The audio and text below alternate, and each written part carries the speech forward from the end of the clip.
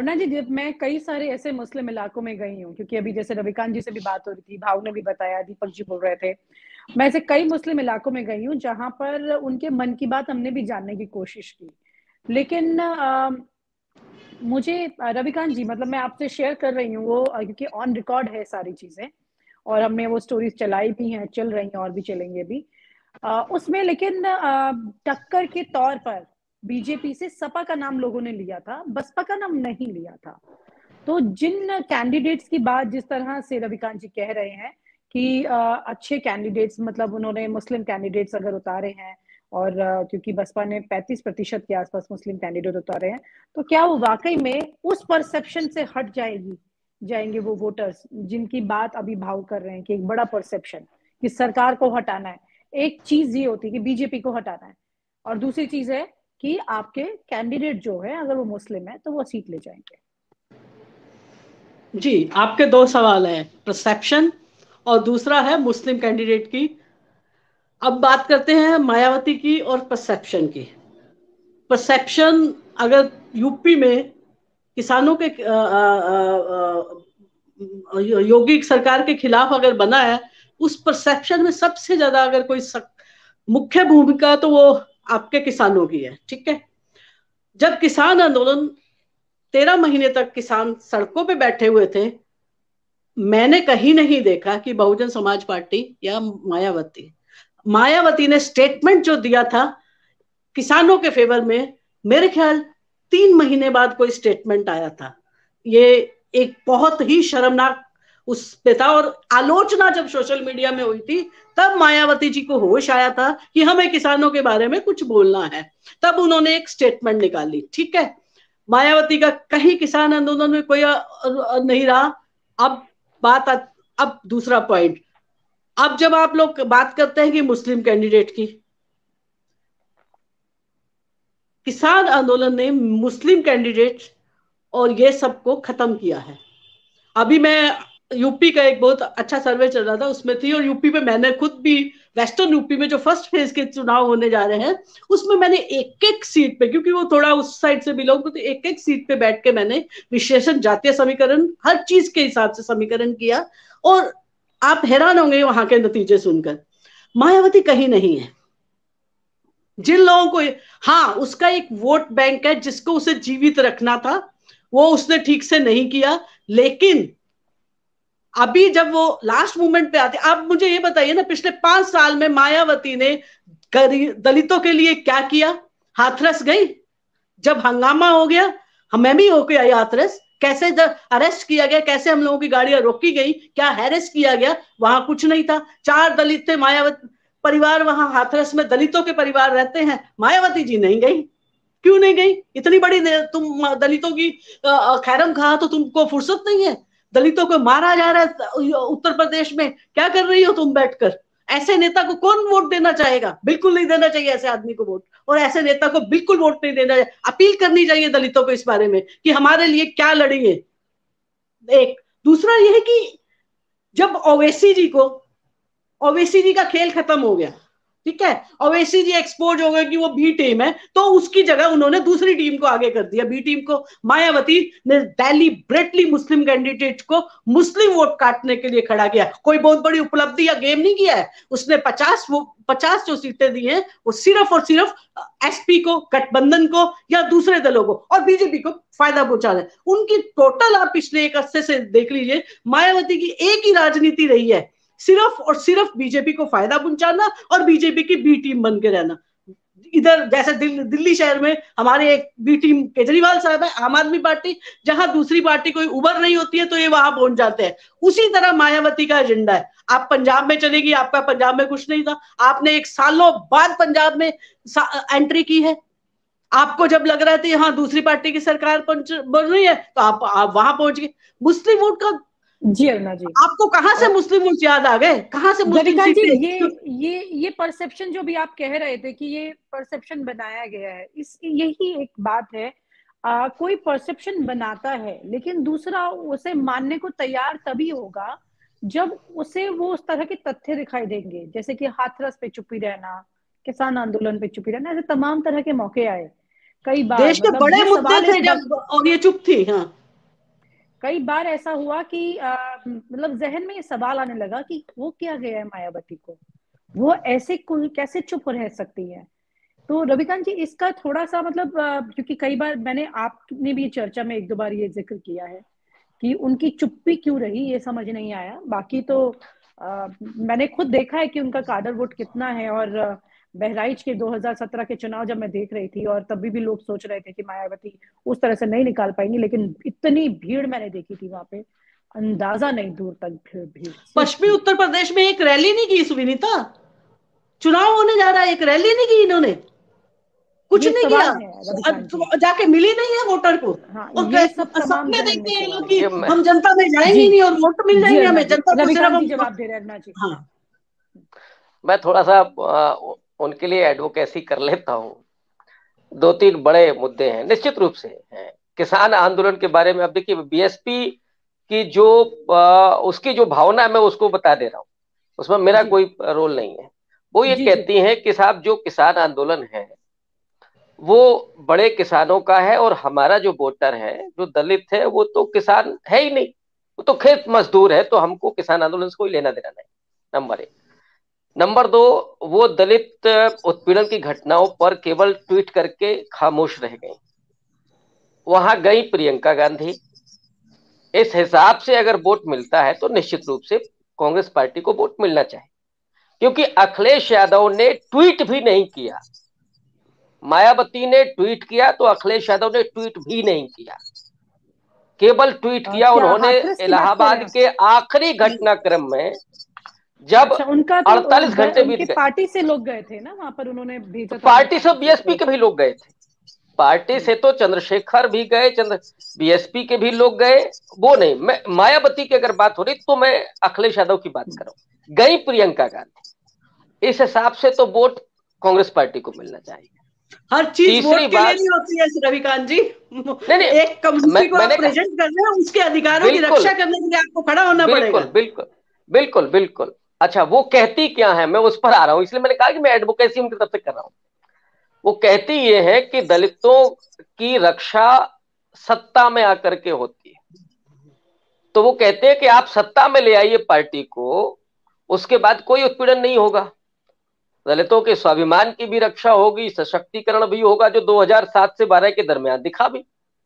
मैं उनकी बात कर रहा हूं जो वो कहती है। और दूसरा ये, उनको मालूम है कि योगी आदित्यनाथ कैसी सरकार चलाते, वो अपने कार्यकर्ताओं को कहती है कि कहीं भी आंदोलन नहीं करना है, कोई मुकदमे नहीं लगवाना है, आपको जाकर के लोगों के बीच में बात रखनी है। आज जो त्रिकोणीय मुकाबला बन रहा है, देखिए मैंने भी नहीं देखा था उस चीज को, तो इसलिए मैं भी कह रहा था कि मायावती है ही नहीं। मुझे अब जो जानकारी मिल रही है कि 4 महीने से, माने जब अखिलेश यादव विजय यात्रा कर रहे थे और उनके जो दावेदार प्रत्याशी थे वो लखनऊ में डेरा डाले हुए थे, उस समय बीएसपी का काडर और उनके जो प्रभारी थे जिनको वो प्रत्याशी में तब्दील करती हैं, वो 4 महीने से डोर टू डोर प्रचार कर रहे थे। इसका फायदा अब मिल रहा है मायावती को, जो अब दिखने लगा है सामने। और तीसरी बात, जो परसेप्शन है वो एंटी गवर्नमेंट है। मैं फिर कह रहा हूं इस बात को, हर विधानसभा पर अलग परसेप्शन है कि इस बीजेपी के कैंडिडेट को कौन हरा रहा है।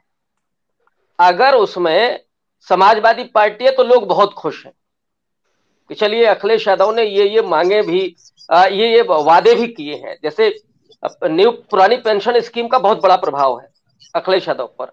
अभी उन्होंने जो पुलिस वालों के लिए छुट्टी घोषित किया, मुझे लगता है कि पुलिस वाले बहुत खुश होंगे, क्योंकि कई सारे मेरे दोस्त हैं जो इस बात को कहते थे कि साहब बताइए पुलिस वालों को छुट्टी भी नहीं मिलती है, बहुत खुश होंगे निश्चित रूप से। तो ये पॉजिटिव चीजें हैं जो समाजवादी पार्टी के साथ जाती है, लेकिन कैंडिडेट बहुत खराब हो गए।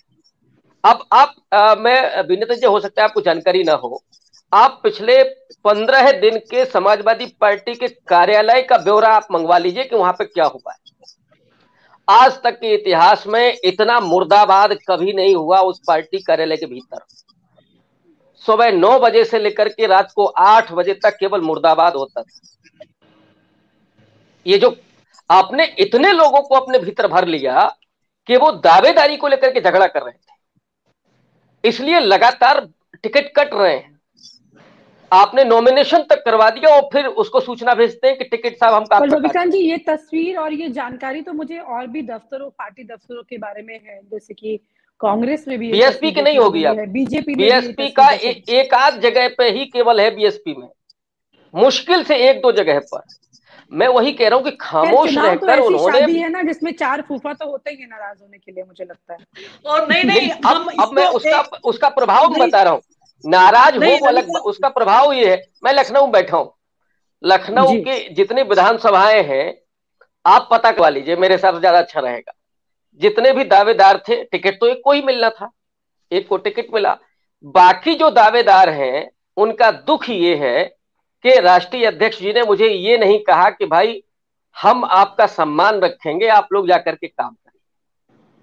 वो सब खामोश बैठे हुए। कुछ तो ऐसे हैं जिनकी साठगांठ बीजेपी के साथ हो गई है। अगर आप कहेंगे तो मैं प्रमाण भी दे दूंगा। 10-20 लाख रुपया जो भी खर्च किया है उन्होंने इस दरमियान, बीजेपी ने कहा कि आप इस कैंडिडेट को हराइए, हम आपको बाद में कहीं सदस्य अध्यक्ष भी बनाएंगे, इतना पैसा लीजिए। तो वो दावेदार ये काम कर रहे हैं, अब सब नहीं कर रहे, उसमें इक्का दुक्का ऐसे भी है। तो ये जो डेंट लग रहा है वो मुझे लगता है कि समाजवादी पार्टी को नुकसान पहुंचा करके बीएसपी को फायदा पहुंचा, दोनों ही हो रहा है। तो मैं ये कह रहा हूं कि वो मेरा जो अनुमान है इस समय वो 60-70 सीटों का है। मैं ये नहीं कह रहा हूं कि बीएसपी बहुत फाइट में आ गई है और चुनाव जीत रही है, और 60-70 सीटों पर अगर वो चुनाव जीतती हैं लेती है तो नुकसान पहुंचाएगी। नुकसान, हाँ, और नुकसान वो मायावती की वजह से नहीं है, नुकसान अखिलेश यादव की रणनीति की वजह से। इसके बाद जो आशंका है, मैं इसको थोड़ा उलट करके देखता हूं। जब आप ये कहते हैं कि वो बीजेपी के साथ चली जाएंगी, मेरा अनुमान ये है कि इस चुनाव में चूंकि ये एंटी बीजेपी चुनाव हो रहा है, अगर त्रिशंकु विधानसभा होती है, अगर मान लीजिए 150 के आसपास बीजेपी सपा रहती है और मायावती 70 सीटों पर रहती है, 2 दिन के भीतर अखिलेश यादव मायावती का समर्थन करेंगे।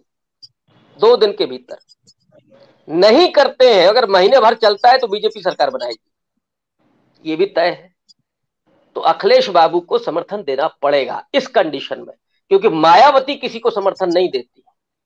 फिर वो ये हो सकता है कि बीएसपी टूट जाए और बीजेपी की सरकार बन जाए। इस आशंका के चलते ये करना पड़ेगा समाजवादी पार्टी को। मैं इसको इस तरह से देखता हूं।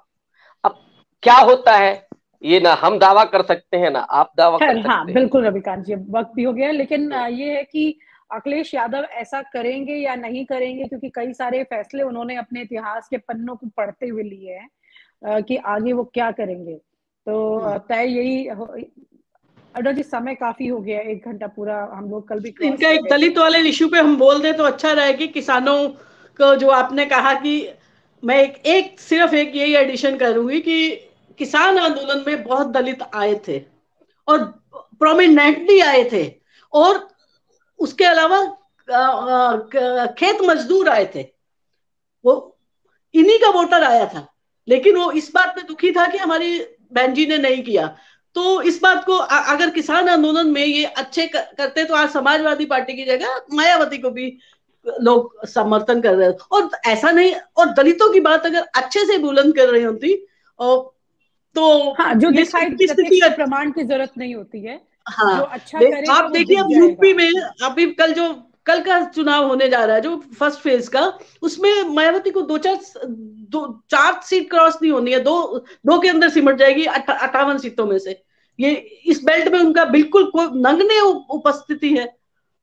तो ये सब चीजें देखनी चाहिए। और मायावती एक दलितों की आवाज बुलंद करती है, एक हमेशा उठाती है, लेकिन पिछले 1 अरसे से उन्होंने इतना बुलंद होकर आवाज नहीं उठाई है।